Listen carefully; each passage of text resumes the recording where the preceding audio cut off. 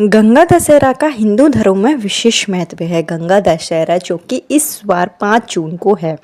गंगा दशहरा के दिन अगर आप संतान प्राप्ति के लिए, पुत्र प्राप्ति के लिए, वंश वृद्धि के लिए उपाय करते हैं तो आपका जो उपाय है वो पूर्ण रूप से कारगर होता है।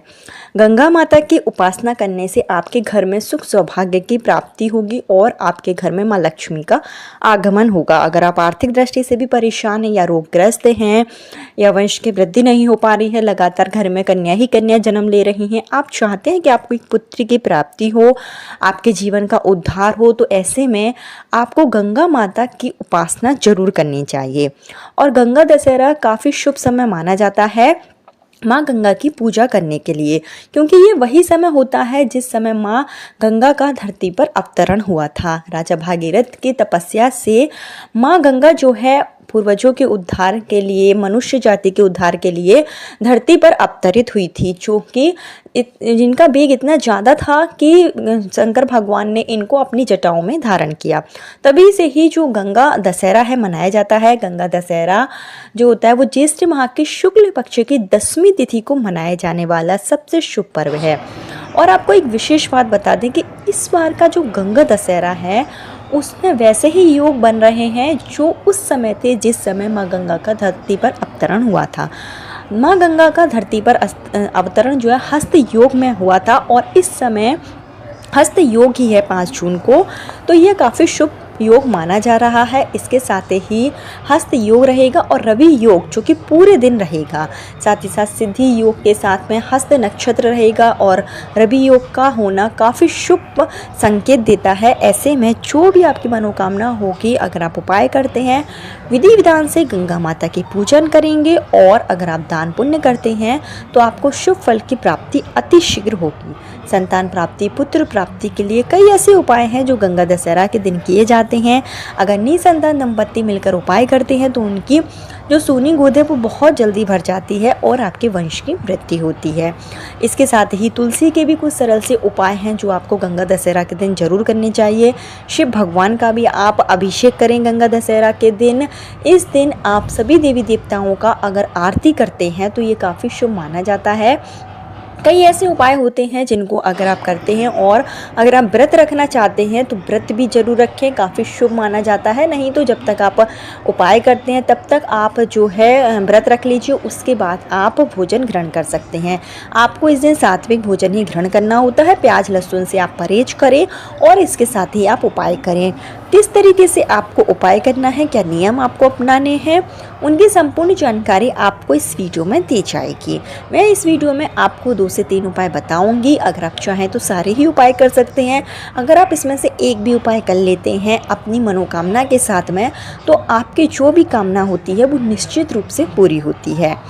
साथ ही साथ आप कमेंट बॉक्स में हर हर गंगे नमामि गंगे जरूर लिखें, जिससे कि गंगा माता की कृपा आप पर हमेशा बनी रहे और आपको शुभ फल की प्राप्ति हो। गंगा का जल जो कि पवित्र जल माना जाता है और मनुष्य जाति के उद्धार के लिए गंगा का जल होना अति आवश्यक है। तो आपको क्या करना है कि इस दिन जो भी निसंतान दंपत्ति उपाय करें उनको सुबह जल्दी उठना है। ब्रह्म मुहूर्त में उठने का विधान है। अगर आप ब्रह्म मुहूर्त में नहीं उठ सकते तो सूर्योदय से पहले पहले आप उठ जाएं। उठकर आप, अगर आपके घर के आसपास गंगा नदी है तो आप गंगा नदी में स्नान करने के लिए इस दिन जरूर जाएं। गंगा नदी में स्नान करें और दीपदान करें। अगर नहीं है तो आप अपने घर पर ही स्नान कर सकते हैं। स्नान के पानी में गंगा जल डालकर स्नान करें और स्नान करते समय नमामि गंगे, हर हर गंगे माता गंगा को याद करें। इसके बाद आप जब स्नान कर लें तो सूर्य भगवान को अर्घ्य जरूर दें। गंगा दशहरा के दिन जो आप सूर्य भगवान को अर्घ्य देंगे वो आपको तांबे या फिर पीतल के लोटे में देना है और उस जल में थोड़ा सा आपको गंगा जल मिलाना है, थोड़ा आपको घी का प्रयोग करना है। करीब आप आधी चम्मच घी डालिए इसमें और काली तिल डालकर सूर्य भगवान को अर्घ्य दें। एक स्थान पर खड़े होकर 1 या 5 या 7 बार परिक्रमा करें। सूर्य मंत्रों का जाप करें। ऐसा करना काफ़ी लाभकारी माना जाता है। इसके साथ ही आप जो है अपने घर पर गंगा माता के लिए एक छोटा सा उपाय कर सकते हैं आप, जो कि आपको पुत्र प्राप्ति के लिए, सुखी वैवाहिक जीवन के लिए माना जाता है। तो इसके लिए आपको क्या करना है कि अगर पति पत्नी मिलकर कर रहे हैं तो बहुत अच्छी बात है, नहीं है तो पत्नी या पति में से कोई भी एक व्यक्ति यह उपाय कर सकता है। इसके लिए आपको एक कटोरी में गंगा जल लेना है और आपको एक चौकी लगाना है। उस पर आपको गौरा पार्वती यानी कि आपको शिव भगवान और माँ पार्वती की संयुक्त अगर आपके पास तस्वीर है आप वो रख सकते हैं, और साथ ही साथ गंगा माता की तस्वीर है तो वो रखें। और गंगा माता की अगर जैसे आपके पास तस्वीर नहीं है तो आप शिव पार्वती की तस्वीर रख के एक कटोरी में गंगा जल रख लें और उसका आपको विधि विधान से पूजन करना है। एक दीपक प्रज्वलित करें, घी का दीप प्रज्वलित करना है और गंगा माता को आपको रोली कुमकुम इत्यादि से आप पूजन करें, फूल उसमें आप अर्पित करें, आप शिव भगवान माता पार्वती का पूजन करें। उसके बाद में आपको एक छोटा सा उपाय करना है कि आपको लेना है एक नारियल, जो जूट वाला जो नारियल आता है मेवा वाला, वो नारियल आपको लेना है और उस नारियल को आपको बीच में से काट देना है और उस नारियल में आपको भरना है आटे की पंजीरी, जो कि आटा भूंज कर मिलाई जाती है, उसमें आप चीनी मिला लीजिए और ये आटे की पंजीरी आप उस नारियल में भर दें। और इसके बाद में आपको थोड़ी सी उसमें काली तिल डालनी है और अगर आपके पास एक सुपारी है तो सुपारी आप उसमें डाल सकते हैं, सुपारी नहीं है तो 1 रुपये का सिक्का आप अपनी मनोकामना कहते हुए उस नारियल के अंदर रख दें और उसको आपको जो है लाल मौली के धागे से अच्छी तरीके से बांध देना है। और बांधने के बाद में इस नारियल को जो भी महिलाएं हैं जिनको गर्भ संबंधी परेशानी है, जिनको पुत्र प्राप्ति की चाह है लेकिन पूरी नहीं हो पा रही है, आए दिन बीमारी रहती है, तो उनको ये नारियल अपने सर के ऊपर से 7 बार क्लॉकवाइज डायरेक्शन में घुमाना है।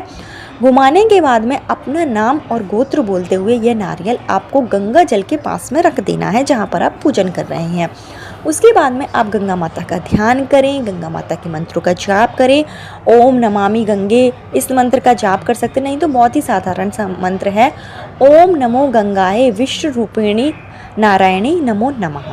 ओम नमो गंगाए विश्व रूपिणी नारायणी नमो नमः। इस मंत्र का अगर आप 11 बार जाप कर लेते हैं, शिव भगवान की भी मंत्रों का जाप करें, गंगा माता के मंत्रों का जाप करें, विधि विधान से पूजन करें, गंगा माता से झोली फैलाकर संतान प्राप्ति पुत्र प्राप्ति के लिए प्रार्थना करें और इसके बाद में पूजन आरती करें। आरती करने के बाद में जब आपकी जैसे पूजा हो जाए तो जो नारियल आपने रखा है उस नारियल को आपको ले जाना है ऐसी सुनसान जगह पर जहाँ पर कोई आता जाता ना हो, थोड़ी सी वहाँ की मिट्टी निकाल कर, कोई कच्ची जगह है वहाँ पर आपको ये नारियल जो है अच्छे से दबा देना है। अगर आप कहीं बाहर नहीं जा पा रहे हैं तो आपके घर में ही अगर जैसे कोई गमला है खाली तो उसमें भी आप दबा सकते हैं। और आपको नारियल दबाते समय माँ गंगा से, माँ शिव भगवान से विनती करनी है कि मैंने चींटियों के लिए, कीड़े मकोड़ों के लिए भोजन रखा है, मेरा संकल्प है ये, और मेरी संतान प्राप्ति में बाधाएं आ रही हैं, ये बाधाएं दूर हो जाए, मेरे ऊपर जो भी दोष है वो दोष दूर हैं, मेरे पाप धुल जाएं और मैंने अगर अनजाने में कोई गलती की है तो क्षमा याचना आप मांगें। और इस तरीके से पुत्र प्राप्ति, संतान प्राप्ति के लिए कामना करें और उस नारियल को आप मिट्टी में दबा दें। उसके बाद में जब आप घर लौट कर आएँ तो पीछे मुड़कर नहीं देखें, इस बात का विशेष ध्यान रखें।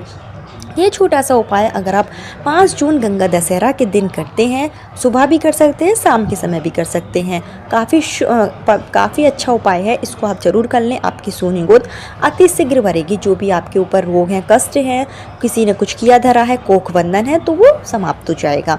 इसके साथ ही इस दिन जो है आप तुलसी माता का पूजन जरूर करें। आप अपने घर में तुलसी माता के लिए एक छोटा सा उपाय कर सकते हैं, इससे आपके घर में सुख सौभाग्य की प्राप्ति होगी और वंश की वृद्धि होगी। इसके लिए आप तुलसी के क्यारे के समक्ष एक दीप प्रज्वलित करें। आप एक कटोरी में गंगा जल लें और उस गंगा जल को आप अपनी हथेली में डालकर 5 बार तुलसी के गमले में डालें। यानी कि एक बार आपने अपनी हथेली में कटोरी से जल डाला है, फिर तुलसी के गमले में डाल दें, दूसरी बार जल डालें हथेली में और फिर तुलसी के गमले में डाल दें। इस तरीके से अपनी मनोकामना कहते हुए 5 बार तुलसी के क्यारे में जल डालें और तुलसी माता के मंत्रों का जाप करें और तुलसी माता की 7 बार परिक्रमा करें। तुलसी की पूजा करना गंगा दशहरा के दिन काफ़ी शुभ माना जाता है, तो इस उपाय को भी आप कर लें। इसके साथ ही एक छोटा सा उपाय और है जो मैं आपको बता रही हूँ। अगर आप और काफ़ी उपाय नहीं कर सकते तो ये छोटा सा कार्य आप जरूर कर लें। इसके लिए आपको शिव भगवान का अभिषेक करना है, क्योंकि गंगा दशहरा के दिन शिव भगवान का गंगा जल से अभिषेक करना काफ़ी लाभकारी माना जाता है। इससे अगर आपके ऊपर जो भी ग्रह दोष होते हैं, जो भी नजर दोष होता है, किसी भी तरीके का कोई दोष होता है तो उसका प्रभाव कम हो जाता है। तो आप अपने घर से गंगा जल लेकर जाएं, थोड़ा सा आप पूजन सामग्री भी लेकर जा सकते हैं। अगर आपके पास आपने पंचामृत बनाया है तो आप वो भी लेकर जा सकते हैं। शिव मंदिर में जाएं, सबसे पहले दीप प्रज्वलित करें, गंगा जल से आप शिव भगवान का अभिषेक करें, पंचामृत से अभिषेक करें। इसके बाद में आप जो है पूजन करें शिव भगवान का और विधि विधान से संतान प्राप्ति की भोलेनाथ से प्रार्थना करें। इसके साथ ही एक जूट वाला आपको नारियल लेना है और इस नारियल पर आपको लपेटना है काले कलर का धागा। काले कलर का धागा आपको इस नारियल के ऊपर 7 बार लपेटना है और लपेटने के बाद में इस नारियल को महिला के सर के ऊपर से 7 बार ही आपको घुमाना है। जो भी महिलाएं जिनको गर्भ संबंधी परेशानी या पुत्र प्राप्ति की चाह है, किसी ने कुछ किया धरा है तो आपकी गर्भधारण में परेशानी आ रही है, तो इस नारियल को अपने सर के ऊपर से 7 बार घुमाने के बाद में इसको आपको शिव भगवान यानी कि शिवलिंग के पास में रख देना है और विधि विधान से शिव मंत्रों का जाप करें, शिव पूजन आप करें। जब आपकी पूजा हो जाए, आरती हो जाए, तो यह नारियल ले जाकर आपको किसी भी बहते हुए जल में प्रवाहित कर देना है। इस उपाय को भी आप गंगा दशहरा के दिन अगर कर लेते हैं, प्रदोष काल में अगर यह उपाय करते हैं या सुबह के समय भी कर लेते हैं तो काफ़ी लाभकारी माना जाता है। इन सब उपायों को करने से आपके ऊपर दोष तो दूर होंगे ही, आपकी मनोकामना भी बहुत जल्दी पूरी हो जाएगी, क्योंकि गंगा दशहरा का दिन जो है काफ़ी शुभ संयोग में पड़ रहा है और गंगा दशहरा का जो दिन होता है काफ़ी शुभ माना जाता है। इस दिन आप अपने पितरों के निमित्त भी उपाय कर सकते हैं, पितरों के नाम से आप तर्पण भी कर सकते हैं। गंगा माता के पास दीप प्रज्वलित करें, किसी भी आपके घर के आसपास कोई पवित्र नदी है तो वहाँ पर जाकर आप दीप दान कर सकते हैं। जैसे ही आप सुबह उठे गंगा दशहरा के दिन तो गंगा जल का पूरे घर में छिड़काव करें। जो आपका मुख्य द्वार है वहाँ पर गंगा जल का छिड़काव जरूर करें। ऐसा करने से सकारात्मक ऊर्जा आपके घर में आएगी और आपकी जो मनोकामना है वो पूरी होगी। कल फिर मिलती हूँ नए वीडियो नए उपाय के। जब तक के लिए नमामि गंगे, हर हर गंगे। गंगा माता को याद करें, गंगा माता का पूजन करें, शिव भगवान का पूजन करें, काफ़ी लाभकारी माना जाएगा।